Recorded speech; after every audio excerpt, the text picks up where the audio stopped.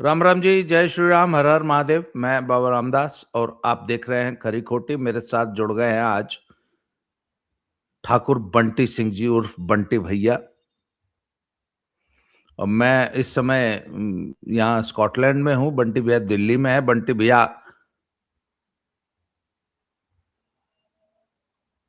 RHA है, क्या नाम है संगठन का? नहीं, एकमात्र संगठन है वहां। 36 संगठन है, उसमें एक ये संगठन है, तो सिर्फ आरएचए का नहीं है। 36 अन्य संगठन है, सामाजिक संगठन है, उन लोगों ने आंदोलन शुरू किया, जिसमें कि ये भी RHA भी है। RHA भी है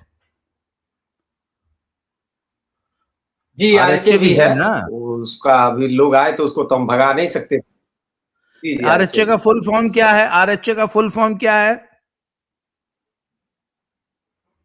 ये कॉकरोचों ने एक रोग पकड़ा दी दद्दा की सोशल मीडिया पर 2 मिनट में पेज बना दो, बढ़ा दो, तो आरएचए एक बन गया। रिजर्वेशन हटाओ आंदोलन एक किसी व्यक्ति ने बना लिया, मतलब आप सोशल लोगों मीडिया में पर। से आपके आंदोलन में वो भी कहीं रजिस्टर्ड नहीं, लेकिन वो भी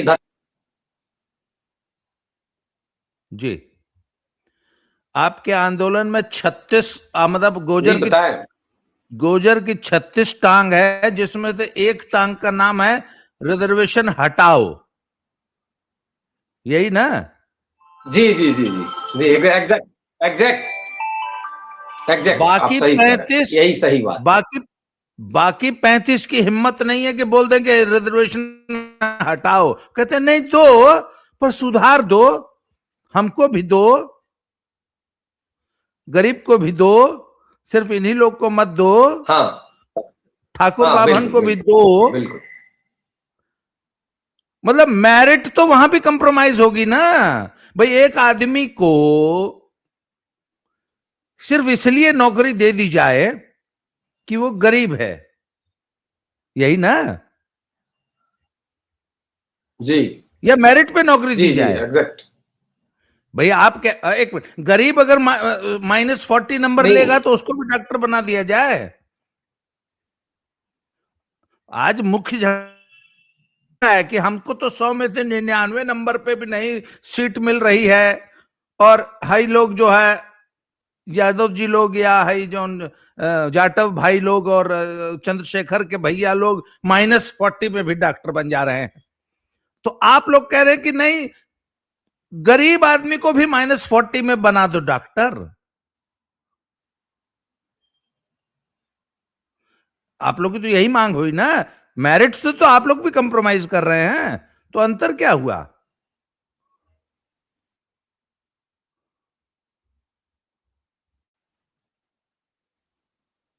हेलो। हाँ बिल्कुल, आप ये जो प्रचलन है देश में, उसमें हम चाह रहे हैं कि हमारे जो गधे हैं वो और कमजोर हो गए हैं और लीन हो गए हैं।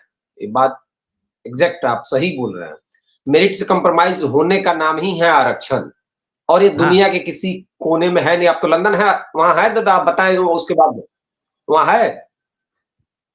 यहाँ की बात छोड़िए, आप यहाँ क्या हो रहा है उसकी बात छोड़ दीजिए, हम अपनी बात करते हैं। आप लोगों ने 36 संगठनों ने मिलकर आंदोलन किया। पहले तो यही तय है कि आप लोगों का नेता कौन है। पहली बात, आप लोगों की मांग क्या है यही स्पष्ट नहीं है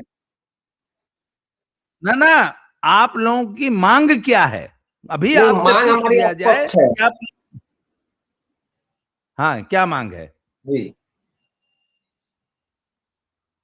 हाँ, देखिए, मांग के बारे में हम लोग का स्पष्ट है। सभी संगठनों मिलकर पहले ही तैयारी करी थी। दिल्ली में बैठक हुई, अखिल भारतीय क्षत्रिय महासभा के बैनर तले। वहां ब्राह्मण महासभा भी के लोग आए, वैश्य महासभा के भी लोग आए, अग्रवाल मारवाड़ी जो लोग भी पीड़ित हैं। 5 मुख्यतः मैं बता रहा हूं। एक हमारा मांग है कि आरक्षण गरीबी के आधार पर अगर देना जरूरी ही है तो आर्थिक आधार पर दिया जाए।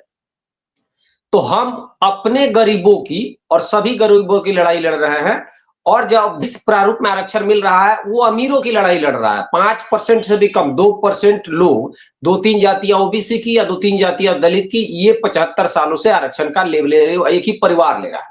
एक हमारा ये मांग है। बढ़िया सवाल आपने किया, मैं स्पष्ट कर देना चाहता हूं। दूसरा हमारा ये है कि ये दलित एक्ट का सुप्रीम कोर्ट का कई बार आया और न्याय का सिद्धांत भी कहता है कि आप दोषी को सजा दें, तो उसमें सुप्रीम कोर्ट का आदेश आया और एकमात्र धारा है इस देश में कि एफआईआर होते ही गिरफ्तार कर लेना। इस हमारे आंदोलन के नायक अजीत भारती पर भी मुकदमा ये कर दिया गया है, आपने देखा होगा। तो उस सुप्रीम कोर्ट का दो बार आदेश आया जिसको सरकार ने पलट दिया अध्यादेश के द्वारा, ये मोदी जी की सरकार, उसमें कि जांच के बाद आप गिरफ्तार कर,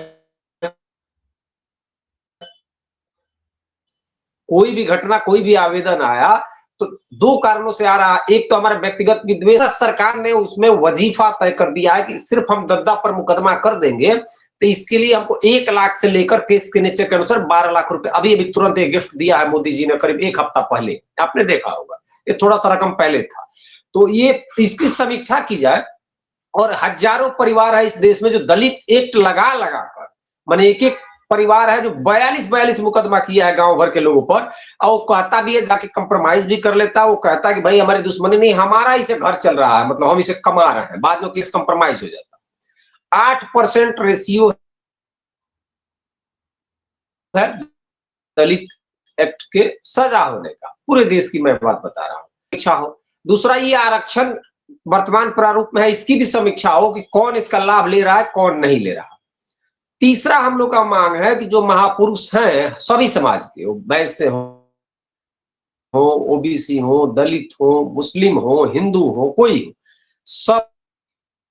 सबकी संरक्षण की, सबके अस्मिता की, सबके प्रतिष्ठा की संरक्षण की जाए और साथ ही हमारे सबके हिंदू धर्म की इज्जत का भी ख्याल रखा जाए। उनकी प्रतिष्ठा का भी समिति के चेयरमैन थे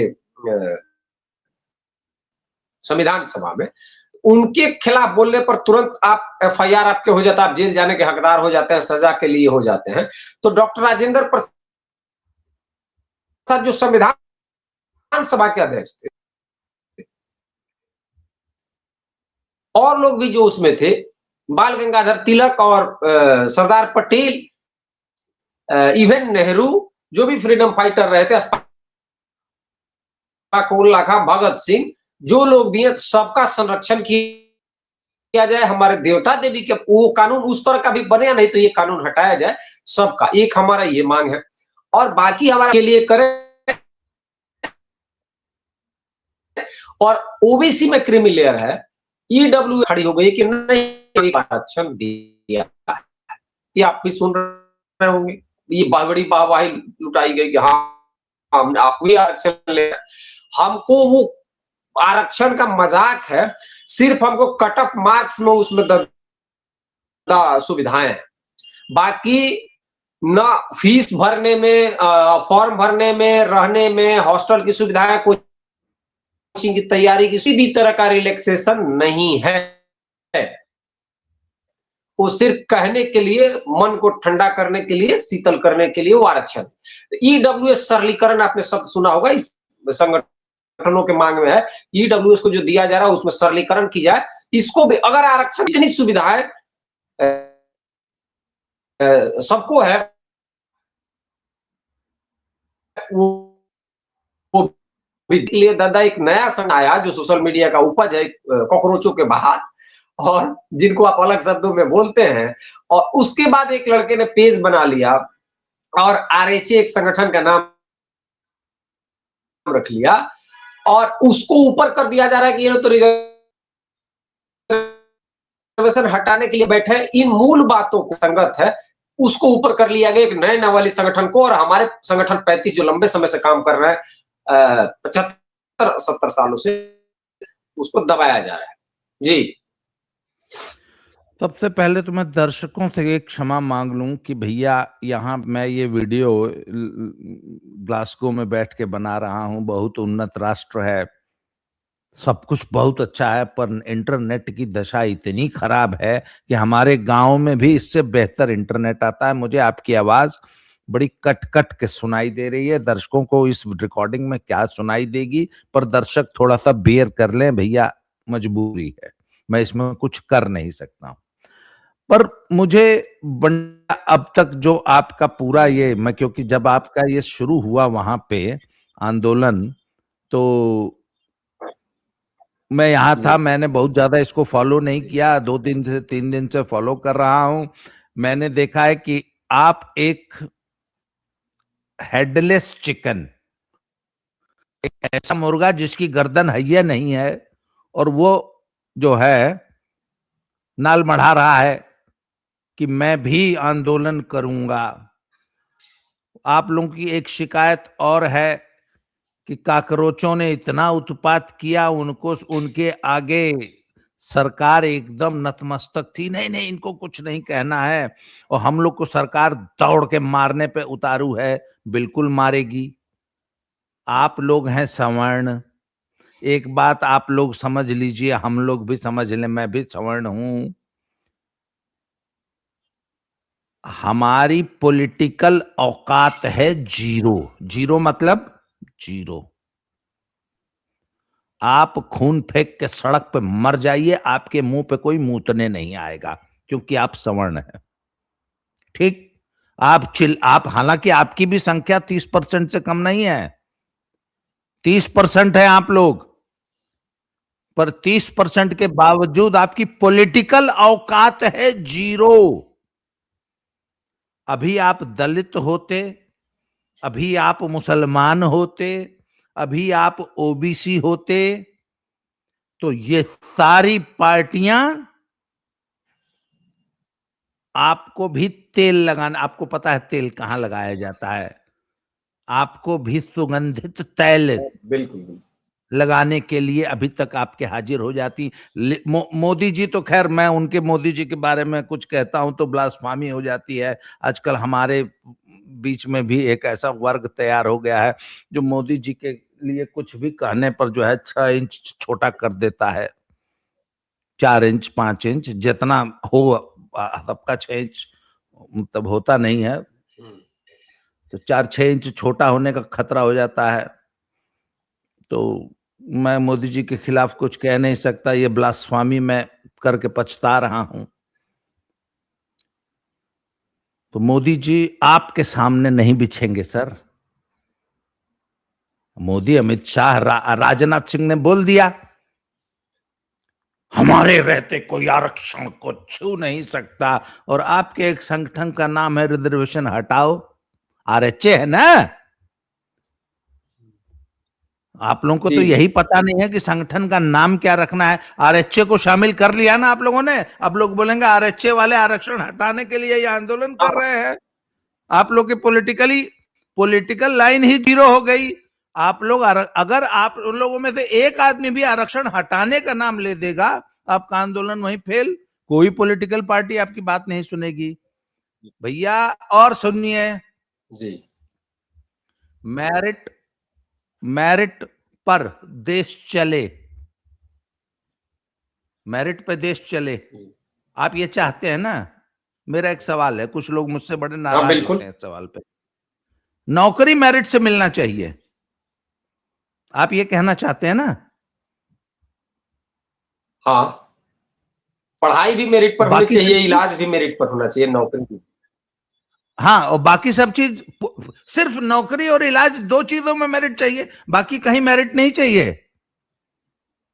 तो पढ़ाई भी होनी चाहिए मेरिट पर, पढ़ाई भी, और बाकी चीज खेती स्कूलिंग में भी बाड़ी, खेती बाड़ी मेरिट पे होनी चाहिए कि नहीं? खेत बिल्कुल होनी चाहिए। अच्छा, मेरी एक मांग है, जैसे राहुल गांधी जो है कहता है जाति जनगणना कराओ, जाति जनगणना कराओ।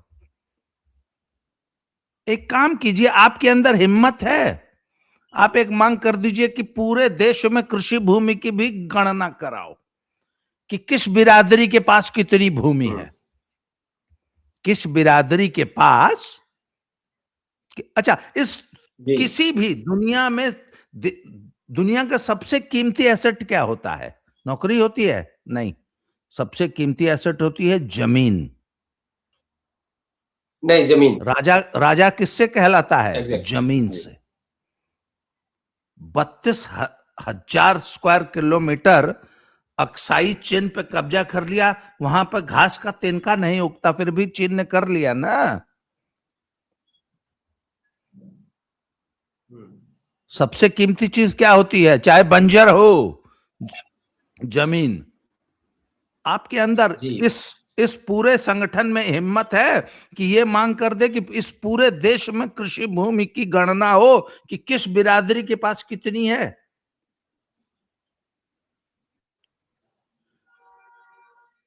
होनी चाहिए देखिए, कि एक नहीं? संगठन, एक मांग इससे जुड़ी हुई है। मैं जी नहीं नहीं नहीं नहीं, मेरी बात पूरी होने दीजिए। तो भैया, सवर्णों के हाँ, पास बोलिए मुझे बोलिए। लगता है इस देश की, सवर्णों के पास इस देश की 60-70% कृषि जमीन है। कुछ ओबीसीज के पास भी है, कुछ दलितों के पास कितनी है? दलित भी ये मांगने लग जाएं कि देश के जो सबसे कीमती संसाधन पे आप, पहले आपके परदादा की थी, फिर आपके दादा की हुई, फिर आपके पिताजी की हुई, फिर आपकी होगी, आपके बाद आपके बेटों की होगी। ये किस मेरिट के आधार पर देश के सबसे कीमती संसाधन आपको ट्रांसफर हो रहे हैं? अच्छा, एक मिनट, मान लीजिए एक दलित जो लड़का जो है वो कलेक्टर बन जाता है, तो उसका बेटा तो नहीं ना ऑटोमेटिकली उसके बाद बन जाता, तो जमीन तो आपके नाम ट्रांसफर हो जाती है। एक नौकरी ज्यादा कीमती है या 100 एकड़ जमीन ज्यादा कीमती? नौकरी में रिजर्वेशन आपको बहुत चुभता है, जमीन किस आधार पे पिछले 10 पुश्त से आप जोत रहे हैं और आगे भी 10 पुश्त जोतेंगे? कौन सा मेरिट है?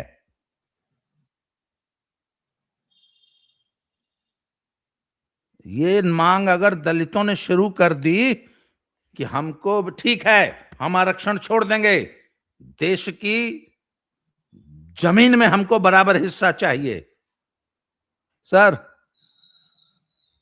क्या इरादा है? कैसा रहेगा? मेरिट की बात कीजिए पर सेलेक्टिव मत होइए। मेरिट पूरे देश, फिर देश के हर संसाधन को मेरिट से बांटना पड़ेगा। और एक चीज, कितने ठाकुर साहब लोग खेती करते हैं, घास काटते हैं, खेती भी वो दलित ही करता है आपके खेतों में भी। किस मेरिट के आधार पे आप जमीन के मालिक बने हैं? काम तो वो कर रहा है और सदियों से कर रहा है। मेरिट मैं कई लोग कई बार मेरी ये बातें सुन के कहते कि है दद्दा तो नक्सलियों वाली बात करता है, दद्दा तो वामपंथी हो गया है। मैं बड़ी लॉजिकल बात करता हूं। अच्छा, एक बात बताइए, पुराने जमीन में आप लोग जमीन के मालिक हुए कैसे? जमींदारी आप लोगों को मिली ना, बाबू साहब लोग को, किस मेरिट से मिली भैया? आपके भाई यादवों ने तो जमीन खरीदी है। ये उत्तर प्रदेश और बिहार में चले जाइए, पिछले 50 साल में अपने पुरुषार्थ से यादवों ने जमीन खरीद के बनाई है, या कोयरी कुशवाहा ने जमीन खरीद के बनाई है। बाबू साहब लोग कितनी जमीन खरीद के बनाए हैं? क्यों? आप कहिएगा तो मैं जवाब दूंगा, जब आप कहिए। हाँ बोलिए, बोलिए, जवाब दीजिए आप। ये जो आरक्षण आप मूल में ले रहा हूं, चूंकि हम लोग का मूल विषय वही था, आरक्षण की सुविधाएं, रेवड़ी नहीं, उसकी मलाई जब बंटनी शुरू हुई तो 90 से आप इस देश के किसी रजिस्ट्री कचहरी में चले जाइए। प्रैक्टिकल, चूंकि मुझे आप भी इसलिए पसंद है कि आप प्रैक्टिकल बात करते हैं, जो देखते हैं उसकी बात करते हैं, मैं वही कर रहा हूं। किसी भी रजिस्ट्री कचहरी में चले जाइए, मैं उदाहरण से बता रहा हूं। और 90, हमारे यहाँ सर्वे हुआ है, जातीय जनगणना बिहार में हुआ है, और एक नारा आपने सुना होगा, पता नहीं आपके यहाँ है कि नहीं, मेरे बिहार में हुआ करता था कि नदी नाला सरकार का, बाकी सब भूमिहार का, जमीन के मसले पर जो आप कह रहे हैं। तो वो जो जमीनें आई हैं निकल के सर पे, वो जमीनों की भी गणना हुई है। और ये जातीय जनगणना जहां होगी, मुझे नहीं मालूम देश में राहुल गांधी कराएंगे कि नहीं, लेकिन बिहार में जमीनों की आर्थिक स्थिति की भी गणना हुई है। अब मैं जो आपको बता रहा हूं आपके लिए शायद आश्चर्यजनक होगा। अपर कास्ट में भूमिहारों के पास जमीन यथावत है, मतलब थोड़ा सा कम हुआ है, और रजिस्ट्री कचहरी में 90%, ठीक बात आप कह रहे हैं कि उन्होंने खरीदा है, एकदम सही है, लेकिन इसके आगे राइडर है। 90% जमीन बेचा है सबसे ज्यादा कायस्थों ने, फिर ब्राह्मणों ने और राजपूतों ने। ठीक है, वैश्य समाज पहले से भी बिजनेस में रहा है, जमीन से उसका ताल्लुकात कम रहा। तो ये जो पैसे आए हैं इनके पास, इन नौकरियों और बिजनेस और ठेकेदारी में भी रिजर्वेशन तब कहीं बाकी नहीं, उन पैसों से इन्होंने खरीदा है। दूसरा आपका सवाल था कि मजदूरी करते हैं, तो हमारे यहाँ बिहार में तो नहीं, बिहार के 3800 जिला की मैं गारंटी लेता हूं और आपको उदाहरण से बता नौकरी, दे, मैं उदाहरण से बता दे रहा हूं। एक मिनट जी, नौकरी के पैसे से कोई जमीन खरीद लेगा? भ्रष्टाचार के पैसे से तो खरीद सकता है, नौकरी के पैसे से तो सर पेट पलता है। नौकरी के पैसे से किसी ने जमीन नहीं खरीदा है। नौकरी के पैसे से कोई जिंदगी में अगर 1 BHK के घर बना ले तो बहुत बड़ी अचीवमेंट होती है। भ्रष्टाचार के पैसे से या पुरुषार्थ के पैसे से जमीन खरीदी जाती है? नहीं, भ्रष्टाचार या पुरुषार्थ? नहीं, मैं थोड़ा सा आपको नहीं, तो भ्रष्टाचार को अब पार्ट मान लीजिए। अब भ्रष्टाचार को कोई आदमी कहता है कि इससे परे है, चाहे कलेक्टर हो, किरानी, सरकारी नौकरियों की पूर्व की मांग सरकारी नौकरी में ही क्यों है? रेलवे की नौकरी मोदी जी ने कम कर दिया, उसका बैंक का नौकरी कम कर दिया, इसके लिए इतना त्राहिमाम क्यों है? आप सरकारी नौकरी में दद्दा भ्रष्टाचार को स्वीकार करिए। अब उसको वो मत कहिए कि अभी इस नौकरी में भ्रष्टाचार के पैसे नहीं, उसी की कमाई है। एक किरानी, मैं आपसे पूछता हूं कि अगर आप हमारे पूर्वांचल में किसी की शादी करनी हो, अगर कोई पारा मिलिट्री में सब इंस्पेक्टर है और कोई स्टेट पुलिस में सब इंस्पेक्टर है, लोग स्टेट पुलिस वालों को क्यों चुनते हैं? उसका जीवन शैली सबसे बदतर है, लेकिन इसलिए कि वो जानता है सरकारी नौकरी, मैं ऐड कर दे रहा हूं, सरकारी नौकरी मांगी ही सिर्फ इसलिए जा रही है या की जाती है कि वहां भ्रष्टाचार का हमको लाइसेंस है। आप तो प्राइवेट बैंक में भी गए होंगे ना, मैं नहीं, पूरे दर्शक जो भी जाते होंगे, प्राइवेट बैंक और सरकारी बैंक की सुविधाओं में कितना अंतर है?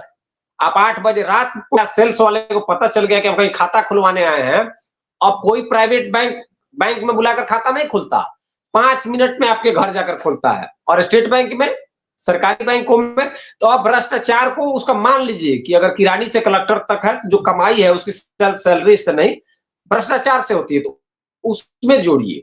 और इन पैसों से इन्होंने खरीदा है। दूसरा आपने कहा कि काम आप कौन सा करते हैं? ईमानदारी से स्वीकार करेगा दर्शक आपका कि खेती करने के दौर, मैंने भी गेहूं काटा है, धान काटा, खेती के मामलों में जिनके पास भी खेती है वो सभी लोग यथासंभव अपना मेहनत करते हैं। और एक उदाहरण मैं आपको दे रहा हूं, अभी सिवान में एक घटना हुई थी, दलित समाज के लोगों ने एक व्यक्ति को नंगा करके घुमाया, वीडियो आपने देखा होगा, मेरे घर से 3 किलोमीटर दूर की बात। उस आदमी के घर की पोजीशन भी आप देखे होंगे, बिक गया बेटों के इलाज में, और वो दैनिक मजदूर है। वैसे हजारों लोग हैं, लोगों को दिखता नहीं है, आप कह रहे हैं काम नहीं करता है, लोग है या पूरे देश दुनिया में घूमते हैं। कहीं का सिक्योरिटी गार्ड सबसे सिक्योरिटी गार्ड मतलब क्या होता है? चौकीदारी, सलाम सर, दिन भर सोगा नहीं तो घूम होगा, कायस्थ नहीं होगा, ये भी मैं स्वीकार कर रहा हूँ। कायस्थ अपना ताईदी कर रहा है कचहरी में। और तीसरी बात आपने कहा छोटा काम, आप देश के सुलभ शौचालय में घूम लीजिएगा, सुलभ शौचालय की सफाई और वहां पैसे लेने का काम, 5 रुपया 2 रुपया शौच के लिए लोग जाते हैं, ये ब्राह्मणों के जिम्मे है। अगर डाटा गलत हो तो बताइए, चेक किया हुआ है। अब उसमें लॉजिक अलग है कि बिंदेश्वरी पाठक जी बिंदेश्वरी पाठक जी, नहीं, ब्राह्मणों के जिम्मे नहीं है, पाठकों के जिम्मे है। हाँ, पाठकों के जिम्मे। अब मैं कह रहा था, वही कह रहा था, तब तक आप वो इंटरव्यू करके नहीं, वो जिम्मे आपके बिंदेश्वरी पाठक भी थे, तो लोग ब्लेम करते हैं कि वो सारे रिश्तेदारों को लगा दिया। सुनिए, मैं थोड़ा सा हारमोनियम लेके साइड में निकलता हूँ। मैं कई बार व्यालोक पाठक जी से मजा लेता हूँ कि तुहार तो हम लोगों को तो पौ 12 कुछ न मिली तो सुलभ शौचालय वाली नौकरियां तो पक्की हो ना। और सर ठीक ठाक इकोनॉमी है, सुबह एक बार शौचालय को धो देना है, दिन में 4 बार पानी मार देना है, ठीक ठाक पैसा पाठक जी लोग ठीक ठाक पैसा कमा रहा है। और मैं तो कहता हूं कि ये भी आप लोगों ने पाठकों का आरक्षण क्यों मिल गया सुलभ शौचालय में, इसके खिलाफ भी अगर दलित भाई आंदोलन कर दें, यादव जी लोग कहे कि हम लोग भी शौचालय की सफाई कर पैसा कमाऊंगा, पाठक जी लोगों को 100% रिजर्वेशन है, आपको पता है। मैं एक बार वहां हिमाचल प्रदेश के मंडी जिले के सुलभ शौचालय में चला गया तो वहां पर भी पाठक जी बैठे थे और भ्रष्टाचार कर रहे थे, 5 रुपया का 10 रुपया ले रहे थे। और भ्रष्टाचार के खिलाफ असली सिपाही मैं हूं, मैं वहां भी लड़ गया उससे कि साले तुम इसमें भी भ्रष्टाचार कर रहे हो बिहार से आके। जी अब आप आगे बोलिए। मैं कह रहा था कि उसके बावजूद उस कार्य को हम लोग हल्का ना करें, क्योंकि जितने दलित लोग हैं, दलित लोग नहीं जो एक्टिविस्ट हैं, जो मलाई खा रहे हैं, 1-2% वाले, बाकी तो 98% उनका भी वही हाल है, वो लोग भी आए भविष्य की लड़ाई में। उनका कहना 2 ही बात होता है दादा, वो लगने वाली बात है। अजीत भारती ने भाषण में था उस समय, अजीत भारती जब भाषण दे रहे थे, कोई भी उन्होंने आपत्तिजनक बात नहीं की। उन्होंने तो यहां तक कहा कि तुम 2 ही लॉजिक दे, ये पाठक जी वाली बात हम पहले पूरी कर दे तब बताएंगे। तो ये लोग कहते हैं कि ये दलित वर्ग जो एक्टिविस्ट है, डीयू का प्रोफेसर बन के 5 लाख रुपए सैलरी उठा के कोठियों में रहता है, उसको स्वीकारना चाहिए ना कि जो तुम कहते हो कि मलिन बस्ती का काम और शौचालय का काम क्यों दलित करता है। ब्राह्मण देखा है कि इस देश में शहरों का जिम्मा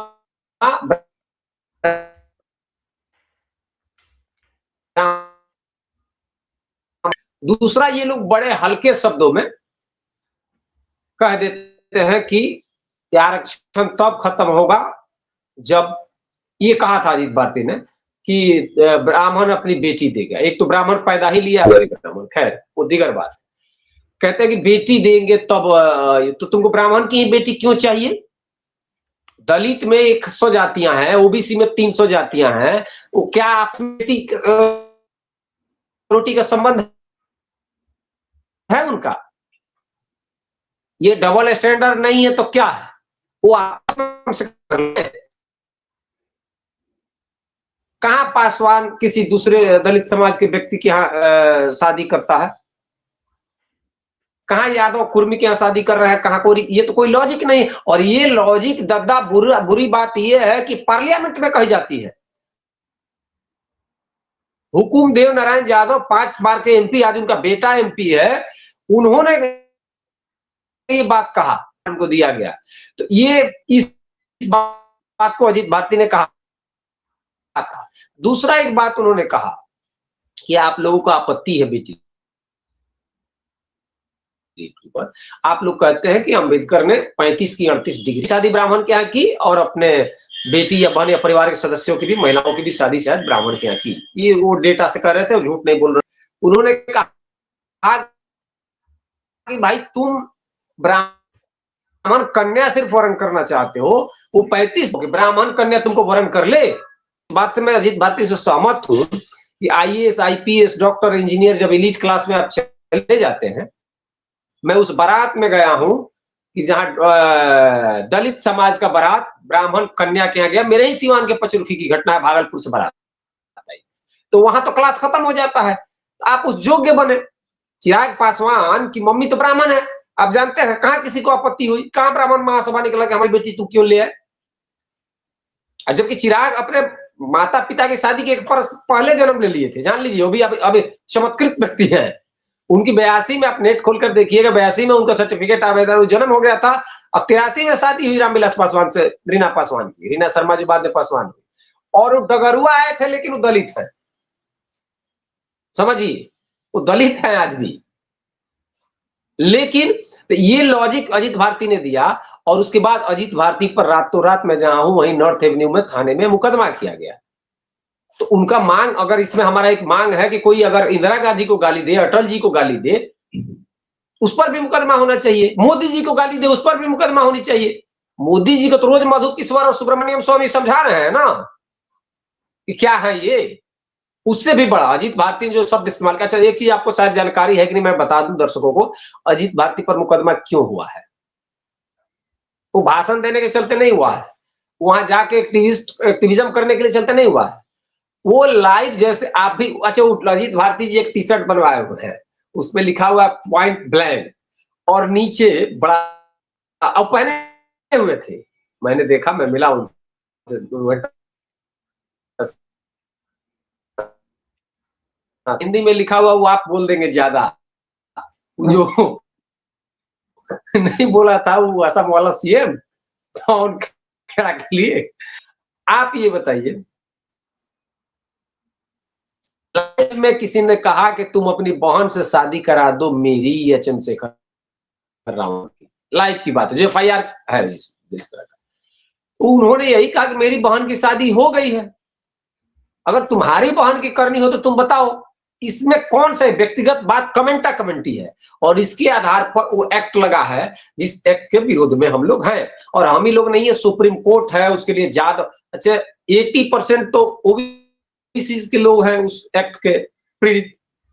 तो सिर्फ आरक्षण हटाओ से कहकर हम लोग के आंदोलन को, आप लोगों से आग्रह है, आप लोग मीडिया के जन हैं, इसको हल्का ना करें। और आप लोग मेन स्ट्रीम की मीडिया तो हम लोग को ब्लैकआउट कर चुकी है, और आप जैसे लोग जो आ रहे हैं हम लोग को आंसू पोंछने, घर घर में घुसवा के मोदी जी लाठी से पिटवा रहे हैं। आप तो देख रहे होंगे, साधुओं को खींचा जा रहा है, और हनुमान चालीसा पढ़ते हुए हिंदुओं की सरकार में हम लोग घसीट के बाहर किया गया। और कोई लक्ष्मी नगर, नोएडा, आजादपुर में अपने किसी रिश्तेदार के यहाँ रुका, 2 बजे रात में जाकर यही पुलिस, जो 20 दिन पहले आप जानते हैं किस रूप में थी, आज वो मर्दानगी दिखा रही है। हम लोग आभार प्रकट करते हैं मोदी जी का, आपके शब्दों में मोदी जी, पाठक जी को बता दीजिएगा कि उनके निर्ममता ने, उनके दमन ने इतना निर्ममता किया है।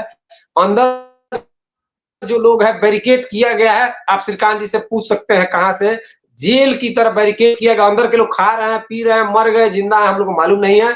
जो बाहर जा रहा है, सोनीपत के आदमी को उठाकर नोएडा, नोएडा के आदमी को सोनीपत, बिहार के आदमी को आजादपुर, बंगाल के आदमी को उस बॉर्डर पर खाली पुलिस घुमा रही है। यही हो रहा है। अब आप बताएं अपना दृष्टिकोण, आपका आशीर्वचन अजीत भारती के लिए, आपके दो देखिए, शब्द। वो एक फिल्म का गाना था, भला है बुरा है जैसा भी है मेरा पति मेरा देवता है। मोदी जी जो है इस बात को अच्छी तरह जानते हैं कि ये सवर्ण है, ये जहाज का पंछी है, उड़ जाएगा, जाएगा कहाँ, आएगा तो यहीं वापस। मोदी जी इस बात को समझते हैं, इसीलिए उतनी ही औकात आप लोगों की है कि कहां जाओगे। और अधूरे मन से आप लोग अधूरे मन से आंदोलन कर रहे हैं, आंदोलन का कोई सिर पैर नहीं है। इसलिए मोदी जी भी, और मोदी जी ना हमारी आपकी औकात जानते हैं, समझे। हालांकि औकात हम लोगों ने 2024 में दिखाया है, पर बेमन से किया गया आंदोलन है। दूसरी, पहली बात, मांगे सुधारिए, प्रॉपर आंदोलन करिए। आपके आंदोलन को कोई समर्थन नहीं है, खुद आपके सवर्ण समाज में ही समर्थन नहीं है पूरा, है आप लोगों का ये, इसलिए कि काकरोच लोग किया था, हम लोग भी करेगा, इसलिए आंदोलन किया गया है। काकरोच ने पेज बनाया, हम भी बनाएगा। कॉकरोच ने पेज बहुत दिमाग से बनाया था, आप लोगों का पेज जो बिना दिमाग का है, रिजर्वेशन हटाओ आंदोलन आप लोगों ने बना दिया। इस एक शब्द पर, हटाने के शब्द पर ही उस दिन इसी दिन आपका फेल हो गया। हटाने के नाम पे 70% भारत आपके खिलाफ हो जाएगा। ये तो आप लोगों के आंदोलन की सच्चाई है। दूसरी बात, अजीत भारती जी से के बारे में, भैया ऐसा है कि वो मिर्जापुर का एक कालजयी डायलॉग है, कालजयी, मिर्जापुर सीरीज का। वो कहता है कि तुम्हारा बेटा चूतिया है, वो कहता है कि तुम्हारा बेटा चूतिया है। तो अखंडा बाबू जवाब देते हैं कि चूतिया है ये इंपॉर्टेंट नहीं है, हमारा बेटा है ये इंपॉर्टेंट है। ठीक, तो अजीत भारती क्या है ये इंपॉर्टेंट नहीं है। अजीत भारती चूतिया है, एमसी है, एमएमसी है, ये इंपॉर्टेंट नहीं है। अजीत भारती हमारा है, राइट विंगर है, थोड़ी आलोचना करता है, पर ये इंपॉर्टेंट है कि ही इज, वो हमारे पक्ष का व्यक्ति है। बाकी मेरा उनका जो मसला है वो अलग है। वो मैंने हालांकि शुक्रिया आपका, मुझे आपसे यही उम्मीद। मुझे कुछ लोगों ने बताया कि किसी प्रोग्राम में उसने मेरा नाम लेके मुझे गाली दिया है। ऐसा है कि सचमुच जिस दिन गाली देने का कंपटीशन होगा आमने सामने, देखिए मैं यहां बैठ के अजीत भारती को गाली दे दूं, क्या फायदा है? सही बात। वो सुनेगा नहीं सुनेगा। सर गाली देने का मजा असली होता है आमने सामने बैठ के। क्यों? बिल्कुल सर जिस दिन मेरा और अजीत भारती का आमना सामना होगा किसी न्यूट्रल जगह पे, एक जगह हुआ था पर वो किसी का कार्यक्रम था, मैं उस कार्यक्रम को खराब नहीं करना चाहता। और मैं तो इतना बदतमीज आदमी हूं, इतना बदतमीज आदमी हूं कि मैं कई बार तो मौका भी नहीं देखता हूं। तो मेरा और अजीत भारती का हिसाब तो उस दिन हो जाएगा जिस दिन हम दोनों आमने सामने होंगे, और उस दिन बकायदा गाली देने का कंपटीशन होगा, मैं भी देखूंगा। और गाली गलौज अक्सर मारपीट में बदल जाता है, क्यों? है कि नहीं? जी। तो हो सकता है गाली गलौज मारपीट में बदल जाए। तो मैं इस 62 साल की उम्र में भी अभी भी अच्छी मारपीट कर लूंगा, क्योंकि भाई मछली तैरना थोड़ी ना भूलती है। तो मेरा अजीत भारती का हिसाब हो जाएगा, पर वो मेरा उनका पर्सनल हिसाब है वो हमारा आदमी। सवर्णों में, ठाकुरों में एक बहुत बड़ी खासियत होती है, हमन आपस में दर दयादी पटीदारी खूब लड़ल जाई, ये तो तू जानते हुआ, आपस में खूब लड़ल जाए।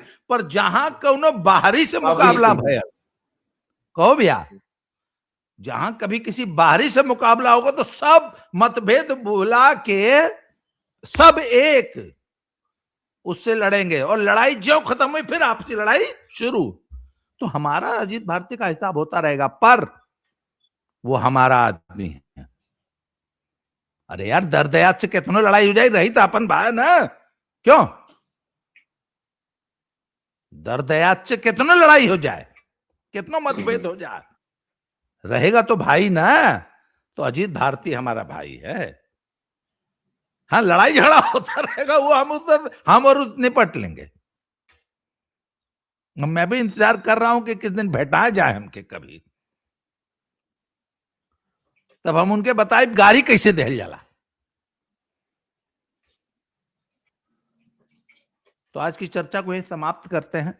आप लोगों को शुभकामनाएं, अपने अपने स्वास्थ्य का और अपनी सुरक्षा का ध्यान रखिए, क्योंकि मैंने सुना है कि दिल्ली पुलिस मारती बहुत है। इसलिए आंदोलन कीजिए पर सुरक्षित दूरी से। मार भी रही है, मार रही आभार आपका कि आपने इस दर्द को समझा हम लोग। प्रणाम, जय श्री राम, हर हर महादेव। ये बड़ी बात। तो हम लोग ब्लैकआउट किए गए हैं, जो बड़की बड़की नचनिया बैठती है ना 9 बजे टाइम।